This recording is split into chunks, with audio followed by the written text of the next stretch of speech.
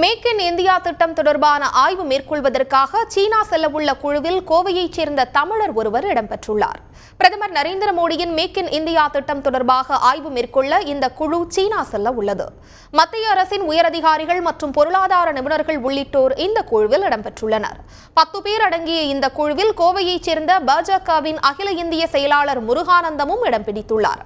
சீனாவில் உள்ள தொழில் கூட்டமைப்பினர், வர்த்தகத் துறையினரை இந்த குழு சந்தித்து முக்கிய பேச்சுவார்த்தை நடத்த உள்ளது.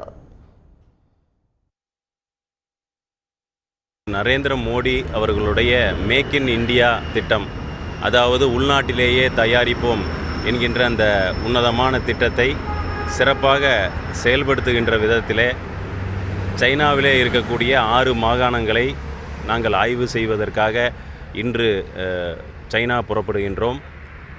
அங்கே இருக்கக்கூடிய சிறு தொழில் கூட்டமைப்பினுடைய தலைவர்கள், தொழில்துறையினுடைய அமைச்சர்கள், .com வெப்சைட் அதனுடைய சிஇஓக்கள் இவர்களையெல்லாம் சந்தித்து ஒரு சர்வே எடுப்பதற்காக அங்கே செல்கின்றோம்.